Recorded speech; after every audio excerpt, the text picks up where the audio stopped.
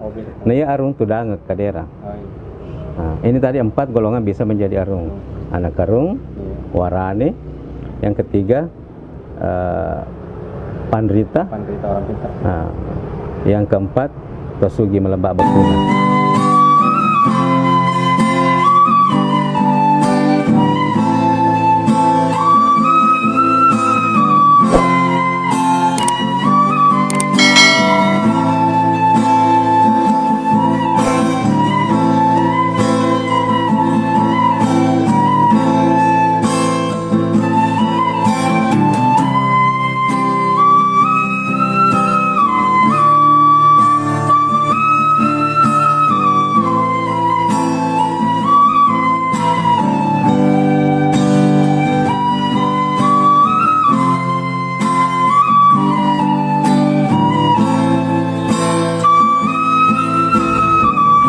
Bismillahirrahmanirrahim. Assalamualaikum warahmatullahi wabarakatuh. Sahabat Batara Ugi Channel, kembali kita jumpa dalam bincang-bincang sejarah dan budaya, khususnya sejarah dan budaya Bone. Alhamdulillah, semoga sahabat beserta keluarga pada saat ini sehat-sehat, semua sejahtera dan bahagia. Alhamdulillah. Sahabat, pada kesempatan kali ini kita akan membahas Pangedereng Subwari, di mana judul yang kita ambil dalam bincang-bincang budaya kita kali ini adalah arung. Arung seperti apa, bagaimana stratifikasi arung di Bone, dan sub-subnya. Baik, assalamualaikum warahmatullahi wabarakatuh. Tadi Peta Haji membahas masalah arung puang. Mungkin bisa kita jelaskan puang apa itu arung, apa itu filosofinya, dan mungkin ada beberapa tingkatan arung puang. Tapi mungkin kita bisa jelaskan. Alhamdulillah. Alhamdulillah. Sebuah pertanyaan daripada Subwari, di mana arung dikatakan bahwa adalah pemerintah.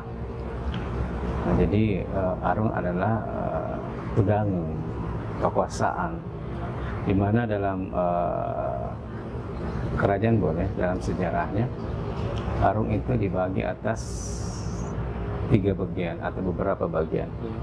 Pertama arung Isepajung, yang kedua arupa Lili, dan yang ketiga arupa Sijingeng. Ya. Arung Isepajung ini terbagi lagi. Ada namanya anak Patola, anak Rajeng, anak Cera. Anak Patola dibagi lagi. Patola Sengeng, Patola Mandrapi, Patola Macadi, dan anak Angileng. Begitupun juga anak Rajeng. Selanjutnya anak Cera, demikian juga terbagi dari Cera 1 sampai Cera 7. Baik, materi yang sangat menarik dari Peta Haji masalah arung ini, pembagiannya Puan Di. Ingin saya tanyakan Puan, ini masalah Cera Puan.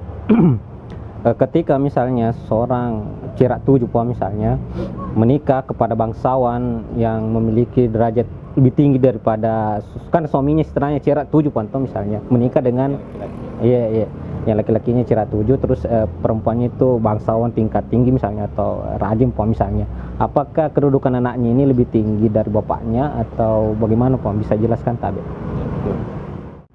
Hasanah aturan kita, sejarah budaya kita, di mana dikenal istilah bahwa ambek mapak bati, indok masuloh.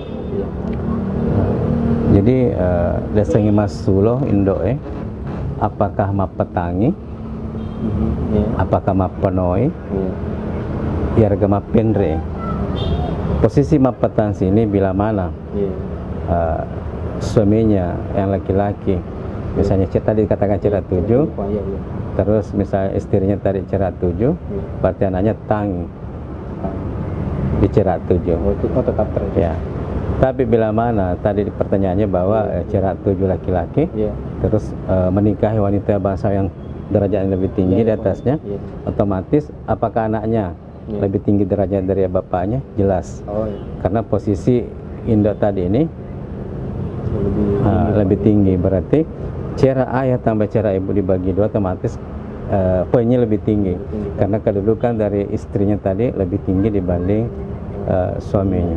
Tapi ada dalam kontrak waris kita lihat di situ ada aturan bahwa seorang laki-laki tidak boleh menikahi atau kena aturan denda bila mana dia menikahi bangsawan yang di atasnya 3 tingkat seperti itu. Jadi bila mana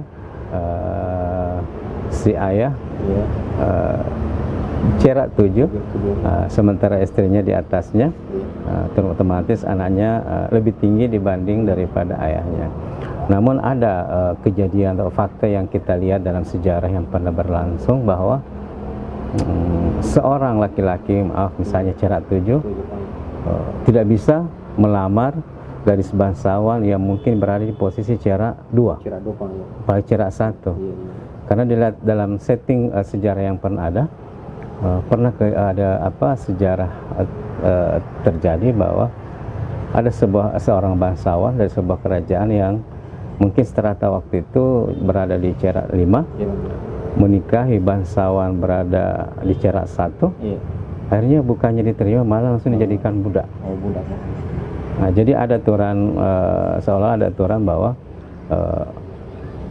bangsawan laki-laki tidak boleh melamar bangsawan wanita yang kedudukannya mungkin 5 level, 3 level di atas daripada darah kebangsawanan laki-laki tadi. Nah, ada juga yang misalnya, laki-laki cerak 7 biasa melamar atau ingin menikahi wanita bangsawan yang cerak 6 yang setingkat lebih tinggi dari dia. Biasanya ada istilah mengaliri darah. Mengaliri darah agar statusnya dia sama dengan istrinya. Jadi anaknya nanti dianggap bisa selevel karena ibunya sudah sama ayahnya sudah selevel darahnya, karena ada istilah mengaliri darah. Ada peristiwa seperti itu. Namun lebih bagusnya kalau misalnya laki-laki lebih tinggi sama kedudukannya dengan perempuan atau lebih tinggi dibanding darah kebangsawanan yang perempuan tadi. Ya. Terima kasih atas penjelasannya masalah tadi contoh kasusnya Pong, ada seperti itu jadi masalah Pong. Tapi kembali lagi Pong, ini yang saya tanyakan ini masalah patola Pong, rajeng dan cerak. Coba bagaimana kualifikasinya itu Pak yang dimaksud dengan patola, rajeng atau cerak Pong tabe? Patola atau anak patola itu adalah pangeran full atau bangsawan atau pangeran yang lahir daripada ayah raja, ibu permaisuri. Jadi ini full sengempali. Ya. Bila mana seorang ayah sedang memangku jabatan atau memerintah atau sedang dalam proses sebagai raja di kerajaan itu, terus menikahi wanita yang berdarah bangsawan boco juga full, nah, inilah dianggap petemakun rai, seko pajung. Dia menikah dalam kondisi ini memerintah juga Pak. Nah, jadi ini namanya binepada, boco. Nah, dari pernikahan tadi kedua tadi bangsawan full ini dalam kurun masa pemerintahannya lahirlah putra putri dari hasil pernikahan. Inilah tadi anak patola. Nah, anak patola. Jadi anak patola itulah adalah bangsawan yang lahir dari rahim seorang permaisuri dan dari ayah seorang raja yang memerintah saat itu. Nah, itulah anak patola. Sementara anak rajeng, bangsawan full yang ibunya bukan status permaisuri, namun derajat kebangsawanan ibunya juga adalah bangsawan, bangsawan full, namun kedudukannya dia bukan permaisuri atau tidak memerintah satu daerah. Jadi itu dengan anak-anak tanda pecera, nekinnya tanda patola. Jadi begitu. Nah, sementara rajeng, anak cerak, seorang raja atau laki-laki yang darah kebangsawanannya masih full atau boco yang menikahi wanita biasa, maka putra atau putri yang lahir di pernikahan itu adalah cerak 1. Nah, begitu seterusnya. Anak cerak 1 tadi menikah dengan wanita biasa anak yang lahir dari pernikahan itu cerak 2 dan seterusnya sampai ke cerak 7, karena aturan di Bone adalah sampai cerak 7. Nah, cerak 8 sudah tidak terhitung. Apa itu DC nih, Pak. Baik Puan, terima kasih atas penjelasannya. Tadi itu adalah contoh ketika seorang bangsawan laki-laki, pria yang menikahi apa istilahnya perempuan yang biasa, Puan toh. Dan bagaimana kalau misalnya dibalik, jika misalnya seorang perempuan yang bangsawan dinikahi oleh orang biasa, Puan, atau itu sama mungkin, Puan. Iya, dia menikah. Bagaimana itu statusnya, Puan, anaknya, Puan, maksudnya tingkatannya, Puan, ke bawah, tabe. Sebuah pertanyaan yang memang apa esensi ya. Dan ini dalam setiap pembicaraan wari, pertanyaan ini kerap muncul. Bagaimana kalau wanitanya bangsawan sementara nikah sama pria yang maaf biasa. Karena kalau laki-laki yang menikah sama orang wanita biasa, nah setahu ambek orang yang memapak batik, mau bekesiagen no, tetap mapak batik. Nah, tapi kalau kasus terbalik seperti tadi pertanyaannya, bagaimana jika wanitanya bangsawan yang dinikahi oleh laki-laki maaf dari strata atau sama misalnya? Di masa lalu ini sebuah syirik sebenarnya, tidak boleh terjadi di masa lalu, karena tidak mungkin itu tadi seorang maaf atau sama mau melamar bangsawan. Nah, kalau itu terjadi otomatis ini di luar daripada hal biasa. Mungkin ada sesuatu, tanda petik, akhirnya hal ini dilangsungkan. Nah, kalau itu terjadi, seperti dikatakan tadi bahwa Nayari Bone ambek mapa batin do masulo. Jadi, bila mana seorang bangsawan wanita yang dinikahi oleh maaf atau sama laki-lakinya, maka otomatis kalau kita berpatron kepada ambek mapak bati, Indomasul otomatis terah anaknya ikut kepada orang tua laki-lakinya. Nah, ada istilah di Bone bahwa iya orang bekepi itu pino nalapa. Tadi karena itu tadi satu secara.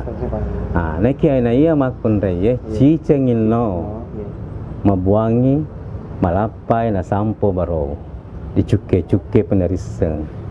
Nah, bangsawan laki-laki di tanah Bone 7 kali turun cerak tadi baru dianggap lapa, tapi bangsawan wanita 1 kali turun hilanglah dari status kebangsawan anaknya. Jadi nah ini hidup ini adalah pilihan.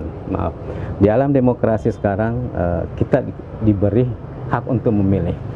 Nah, jika ingin menikah dengan orang yang disayang, cinta, walaupun dia bukan dari maaf kalangan bangsawan, terimalah kenyataan bahwa hak-hak itu lepas. Dan sebaliknya, jika ingin masih mempertahankan terah atau hierarki kerajaannya, terah kebangsawanannya, maka jangan menikahi yang bisa menjatuhkan terah kebangsawanan itu. Nah, inilah sebuah pilihan. Nah, jadi nerekloki petang wijata aja telah kata laki-laki maaf.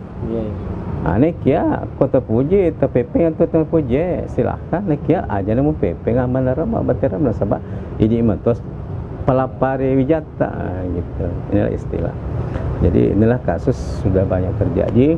Namun di masa lalu ini sebuah maaf aib atau siri dalam keluarga itu karena merasa itu tadi dipakai serius dalam artian sesuatu yang datang yang tidak pantas menurut dia didatangi gitu kan.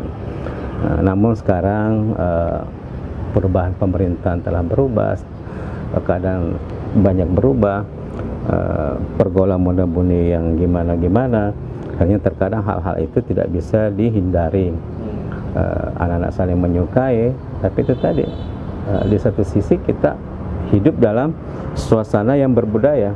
Apalagi maaf di Bone ini sensi dalam hal-hal seperti itu. Jadi bila mana hal itu terjadi, otomatis kembali ke kita, siapkah menerima kenyataan dengan itu tadi konsekuensi hilang memilih cinta namun hilang terah, atau memilih melanjutkan terah dengan mempertahankan tadi kedudukannya, apalagi wanita di sini. Ini terakhir dari saya, Tabe. Misalnya Puan, dalam suatu perang ada seseorang yang berjasa yang istilahnya mempunyai prestasi yang tinggi pun di bidang perang, maksudnya gara-gara dia itu orang, misalnya kita menang dalam pertempuran misalnya Puan, apakah orang tersebut bisa diangkat menjadi arung atau bagaimana Puan, karena melihat dari prestasinya Puan di bidang perang? Tabe. Pertanyaan luar biasa ya, subhanallah. Apa sewa-sewa na di mapatudang arung? Iya, Dalam lontara pengantar dikatakan apa uangana apa sewa-sewa na di mapatudang arung. Pertama abatirang, turunan terah. Sebab wijarung anak arung memang pantas menjadi arung. Nah, jadi dia sangat layak atau sitina aja menjadi arung. Nah, sebab mana? Yang kedua awaraningang. Jadi seperti tadi itulah pertanyaannya.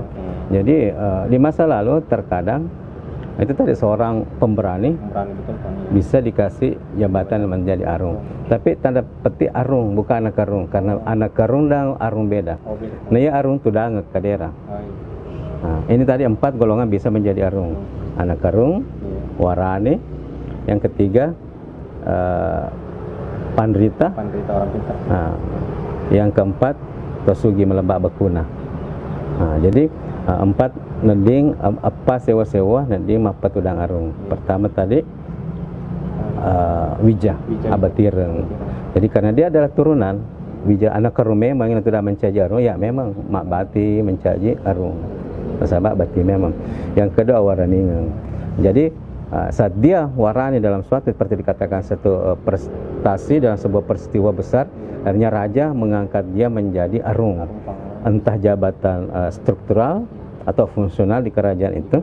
Namun catatan bahwa tempat di dapat menara wija. Sebab cenyana kerung. Kaderalim itu dengan nama arung. Awaraningan nami sek di tau denre dari aka mencaji arung risek di akarung. Nekia tempat di pamanara riwijan tidak bisa diwariskan kepada keturunannya karena dia bukan terah daripada anak karun tadi. Yang ketiga tadi apa yang ditangang kepintaran. Orang pintar juga bisa menduduki jabatan menjadi arung. Tetapi istilahnya ini tadi tempat itu dah pamanara nasabah awal apa yang ditangan nami dan sudah mencaji arung. Yang keempat melebai bakuna atau suji.